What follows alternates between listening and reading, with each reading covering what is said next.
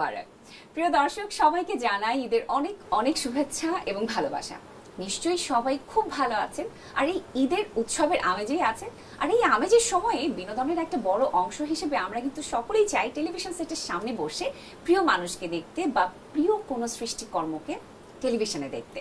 এবং ঈদের 7 দিন ব্যাপী চ্যানেল 9-এর এই বিশেষ আয়োজন ফিরে দেখা আমজাদ হোসেনের আজকের পর্বে আপনাদের সবাইকে আমন্ত্রণ জানাচ্ছি। আমি অর্চি রহমান এবং আপনাদের সাথে পুরোটা সময় জুড়ে তো শুধু আমি নয়, আমার সাথে অতিথিও আছেন। কে আছেন সেই পরিচয় পর্ব দেবার আগে আপনাদেরকে এই আয়োজন সম্পর্কে আমি একটু বলতে চাই। আমাদের দেশের জনপ্রিয় একটি নাম, কিংবদন্তি একজন মানুষ, একাধারে তিনি একজন চলচ্চিত্র পরিচালক, প্রযোজক, অভিনেতা, নাট্যকার, গীতিকার ছিলেন আমজাদ হোসেন। কিছু কিছু মানুষ থাকে যে মানুষগুলো সম্পর্কে আমরা সবসময় বলতে চাই, এই মানুষগুলো এই পৃথিবীতে যখন আসেন তার জন্মকালের সেই সময়টা বা তার নামের সার্থকতা তৈরি করে যান।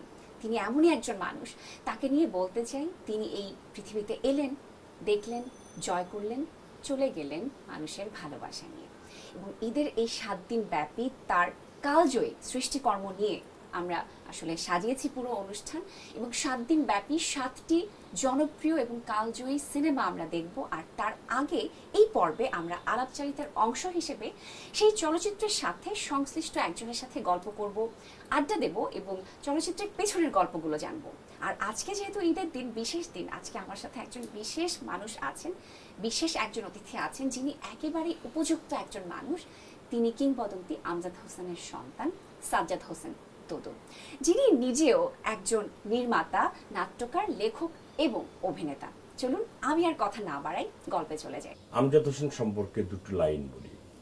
একটা হচ্ছে, আমজাদ হোসেনের মতো মানুষ, আমজাদ হোসেনের মতো প্রতিভা বছরে বছরে যুগে যুগে জন্ম হয় না।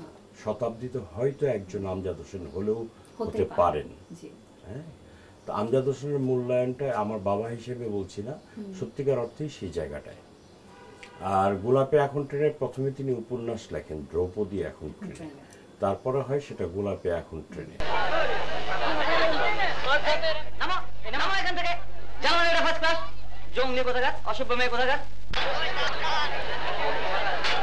বাংলাদেশে কোনো ক্লাস নেই গো, আমরা সকলেই এক ক্লাসের মানুষ।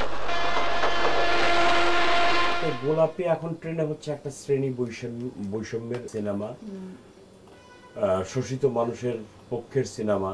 এই সিনেমার সময়টা হচ্ছে 1974 বা তার পরবর্তী সময়ে, আমার ঠিক মনে নেই, আমি শুনেছি আর কি। তখন দুর্ভিক্ষ ছিল, মানুষের খুব কষ্ট ছিল, মানুষ খাওয়া পেত না, নানাভাবে মানে মানুষ নানা ধরনের উপায়ে মানে একটু খাবার, একটু আটার লেই করে বা আরো নোংরা জিনিসপত্র খেয়ে মানে এরকম ভাবে জীবন যাপন করেছে। তো আমজাদ হোসেনের ওই ক্যারেক্টারগুলো খুবই প্র্যাকটিক্যাল। যেমন ময়নাবু ক্যারেক্টারটা, মনের বাপের কথা তোর মনে নাই?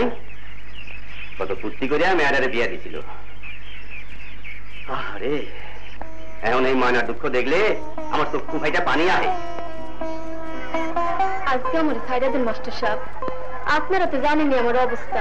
ট্রেনে ট্রেনে 2-4 পয়সা ব্যবসা করে পোলাপান নিয়ে বাইচে আছি। আমজাদ হোসেনের জামালপুরে যে বাড়ি, সে বাড়ির মানে পাশের আঙিনায় ময়নাবু। এরকম প্রত্যেকটি ক্যারেক্টারই তার দেখা, হয়তো নাম বদলে দিয়েছেন, ময়নাবু নামটা হয়তো ময়নাবুই রেখেছেন। হ্যাঁ, আব্দুল মামুনের ক্যারেক্টারটা দেখা, উনি হচ্ছেন জীবন ঘনিষ্ঠ একজন মানুষ, জীবন ধর্মী মানুষ। ওনার উপলব্ধি, ওনার অবজারভেশন পাওয়ার অসাধারণ। আর উনি ভাববাদে, বস্তুবাদে অসাধারণ একটা মানে মিশ্রণ আছে তার মধ্যে। তো ওই গোলাপে এখন ট্রেনে মজার ঘটনা হচ্ছে, আমজাদ হোসেন এখন যেখানে শায়িত আছেন, গোলাপে এখন ট্রেনে সেই জায়গাটার শট রয়েছে। ঢাকা থেকে জগন্নাথগঞ্জের ঘাটে যেতেন, গোলাপে এখন ট্রেনের যে দৃশ্যগুলো তৈরি করতে, এমনকি ট্রেনে একটা গান আছে হায়রে কপাল মন্দ চোখ থাকিতে অন্ধ, হায়রে কপাল মন্দ চোখ থাকিতে অন্ধ, হে জীবন জইলা পুইরা শেষ তো হইল না, হে জীবন জইলা পুইরা শেষ তো হইল না। আসলে প্র্যাকটিক্যালি তো আমরা অনেক সময় মানে ম্যাক্সিমাম টাইমই আমরা মানুষ চোখ বন্ধ করেই থাকি, দেখেও না দেখার ভান করি। বুঝেও না বুঝার ভান করি। তো ওই জিনিসগুলোই উনি তুলে ধরেন। গোলাপে এখন ট্রেনে মানে একটা শট বারবার দেখানো হয়েছে, আমার দেখা মতে সাবকন্টিনেন্টে খুব কম যে এই রেল লাইন, শুধু প্যারালাল রেল লাইন অবস্থান করছে, এখানে কোনো মানুষজন নেই, কোনো কিছু নেই, প্রকৃতি আর রেল লাইন।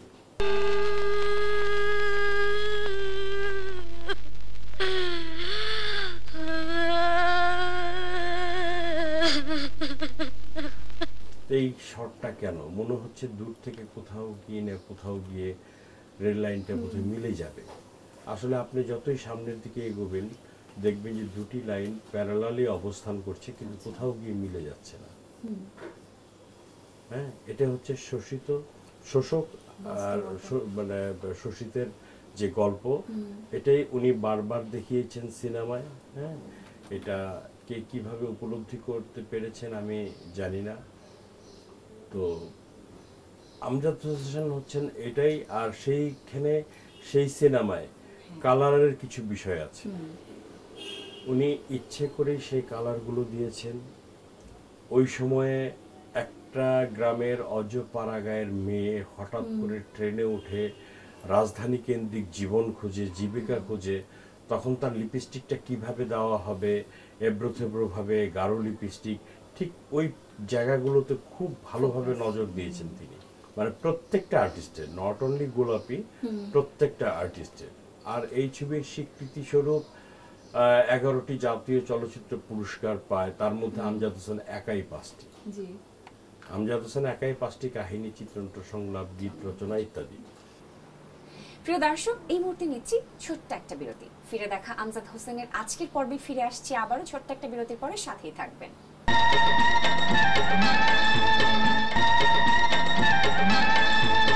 প্রিয় দর্শক, বিরতির পর আবারও ফিরে এলাম। ফিরে দেখা আমজাদ হোসেনের আজকের পর্বে, সাথে আছি আমি অর্চি রহমান এবং আমার সাথে আছেন কিংবদন্তি চলচ্চিত্রকার আমজাদ হোসেনের পুত্র, যিনি নিজেও একজন নাট্যকার, পরিচালক এবং অভিনেতা, সাজ্জাদ হোসেন দোদুল। আলাপচারিতায় ছিলাম, চলে যাচ্ছি আবারও গল্পে। এই সিনেমাটি মস্কো ফিল্ম ফেস্টিভ্যালে যায়, সেখানে এত প্রশংসিত হয়, রাশিয়ান নেভাল ফোর্স বাবাকে তাদের জাহাজে করে মধ্যসাগরে নিয়ে গান ফায়ার করে রাষ্ট্রীয় মর্যাদা দিয়ে বিভিন্নভাবে সম্মান দেখানো হয় এবং লাল গালিচা সম্বর্ধনা দেওয়া হয়। এরপরে রাশিয়ান সাংবাদিক ইউনিয়ন গোলাপে এখন ট্রেনেকে পুরস্কৃত করে, বিভিন্ন সামাজিক অর্গানাইজেশন গোলাপে এখন ট্রেনেকে পুরস্কার করে। জার্মান মিউনিক শহরের তৎকালীন মেয়র আমজাদ হোসেনকে একটা চাবি উপহার দেয়, এটা মিউনিক শহরের চাবি, এই শহরটি আপনার। এরকম পাওয়া তার জীবনে পৃথিবীর অনেক দেশে তার উপরে মানে ডকুমেন্টারি ফিল্ম হয়েছে। আমজাদ হোসেনের মূল্যায়ন আসলে আমরা করতে পারিনি। এবং আমি শুরুতে আসলে সেটাই বলছিলাম যে আমার জানা মতে আমাদের দেশের আর কোনো গুণী মানুষের কথা আমার জানা নেই যে এরকম ভাবে সম্মানিত হয়েছেন, বিশ্বজুড়ে সমাদৃত হয়েছেন। এবং আমি পড়েছিলাম যে এই গোলাপি এখন ট্রেনে দেখে মৃণাল সেনের মতো নির্মাতারা ভূয়সী প্রশংসা করেছিলেন। আপনার কি সেই ঘটনাগুলো বা কথাগুলো মনে আছে? হ্যাঁ, কেন থাকবে না। মৃণাল সেন তো আব্বাকে বলেছে, আমজাদ তুই প্রকৃত বাঙালি, তুই প্রকৃত বাংলাদেশের রূপটাকে, বাংলাদেশের মানুষকে রিপ্রেজেন্ট করছিস। এমনকি এটাও বলেছে, এটা হয়তো উনি বিনয়ের সাথেই বলেছেন, যে আমরা সেটা পারিনি।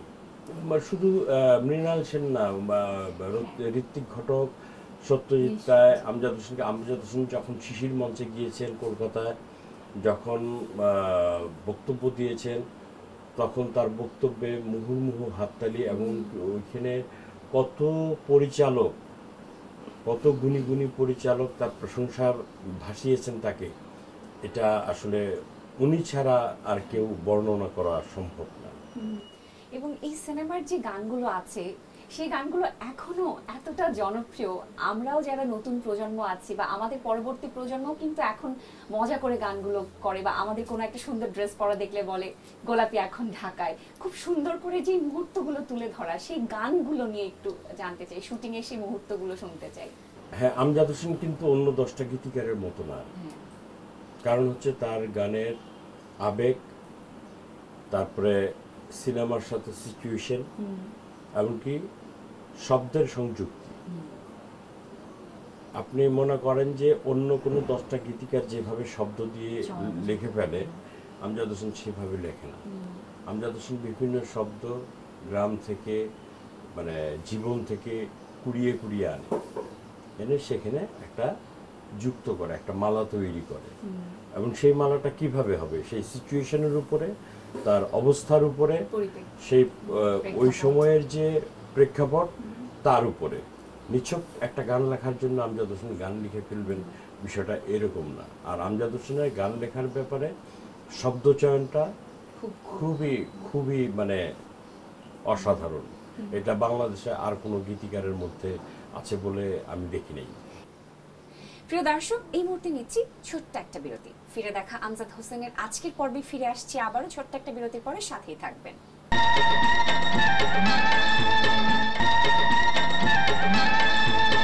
প্রিয় দর্শক, বিরতির পর আবারও ফিরে এলাম। ফিরে দেখা আমজাদ হোসেনের আজকের পর্বে, সাথে আছি আমি অর্চি রহমান এবং আমার সাথে আছেন কিংবদন্তি চলচ্চিত্রকার আমজাদ হোসেনের পুত্র, যিনি নিজেও একজন নাট্যকার, পরিচালক এবং অভিনেতা, সাজ্জাদ হোসেন দোদুল। আলাপচারিতায় ছিলাম, চলে যাচ্ছি আবারও গল্পে। এবং যে প্রসঙ্গটা আমি বলছিলাম যে আসলে নতুন প্রজন্মের কাছেও 1978 সালে মুক্তি পাওয়া একটা সিনেমা যে এভাবে পৌঁছে যাচ্ছে, এখনো অনেক ছোট ছোট ক্লিপ আমরা দেখি যেখানে খুব সুন্দর সুন্দর মুহূর্তগুলো তুলে ধরা হয়েছে, সবাই খুব সুন্দর সুন্দর কথাগুলো লিখছে সেই মুহূর্তগুলো নিয়ে। এই বিষয়টাকে আপনি আসলে কিভাবে দেখেন? এই বিষয়ে একটা উদাহরণ দিই। বাংলাদেশের বিভিন্ন জায়গায় এই সিনেমা নিয়ে টিকিট নিয়ে, মানে টিকিট পাওয়া না পাওয়া নিয়ে কে আগে দেখবে বা কি দেখবে, এটা চাকু মারামারি হয়।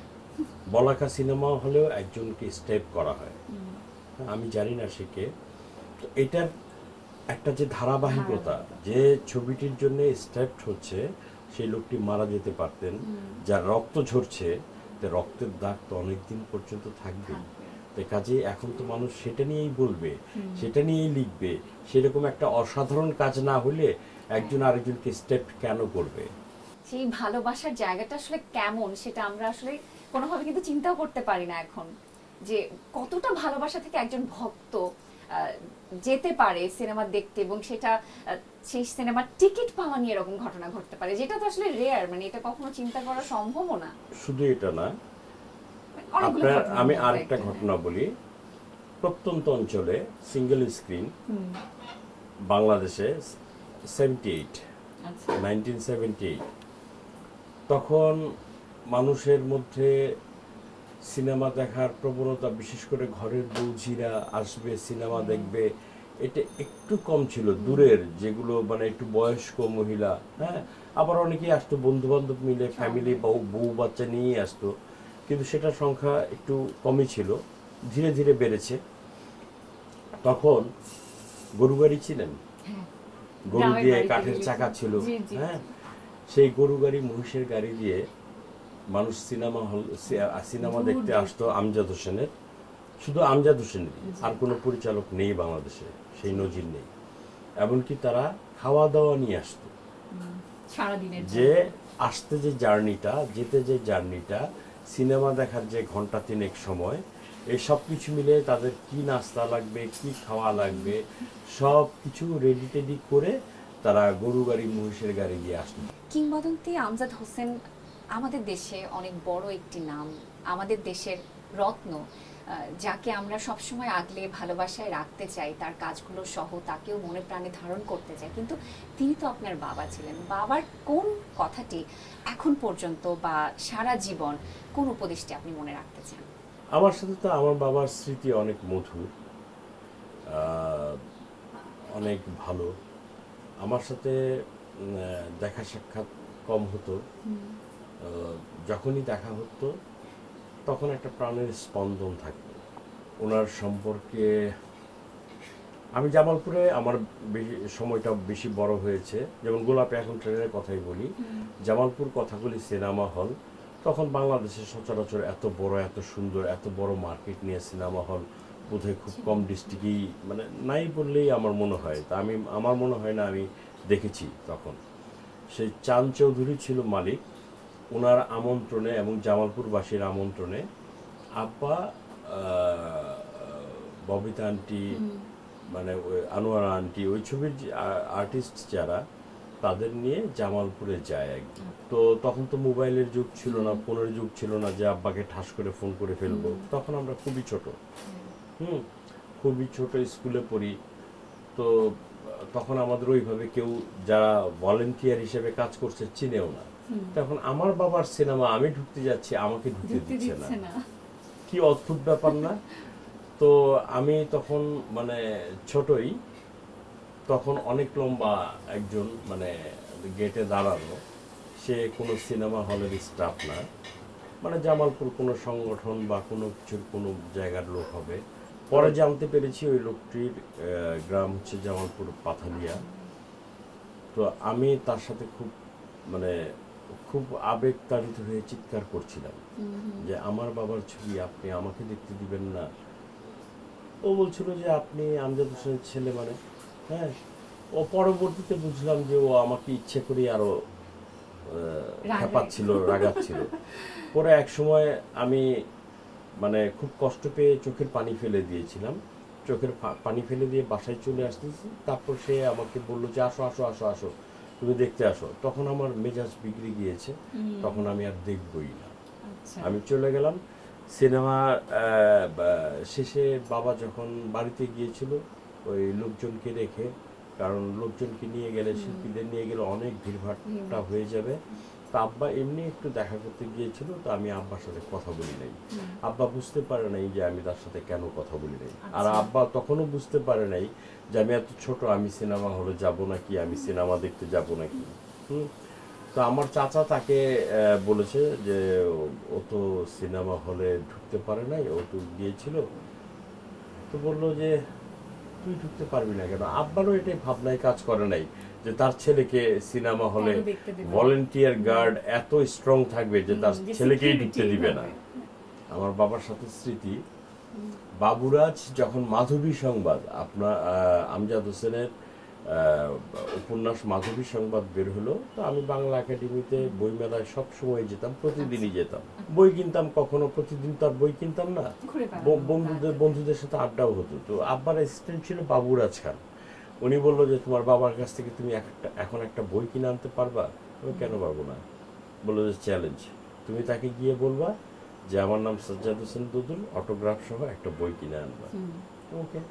তখন বইটা লাইন ধরে বিক্রি হচ্ছে। তো স্বাভাবিক নিয়মে আমি লাইনে পড়লাম। তো আমি যখন কাছে গেলাম, সে আমাকে দেখে হাসলো। আমি বললাম যে লেখেন সাজ্জাদ হোসেন দুদুল, আর অটোগ্রাফে আপনি যা লিখবেন লেখেন। হ্যাঁ। তো উনি যা লেখেন লিখে দিল। এই লিখাটাও আমি পুরোপুরি পড়তে পারলাম না। এরা সবাই আমার বন্ধুরা, আর বাবুরাজ কাকা এখন মারা গেছেন, ওনারা বইটা নিয়ে একজন আরেকজনের ঢিলাঢিলি করতে করতে বইটাই ছিঁড়ে ফেলছে। হ্যাঁ, এটা আর হলো না আর কি।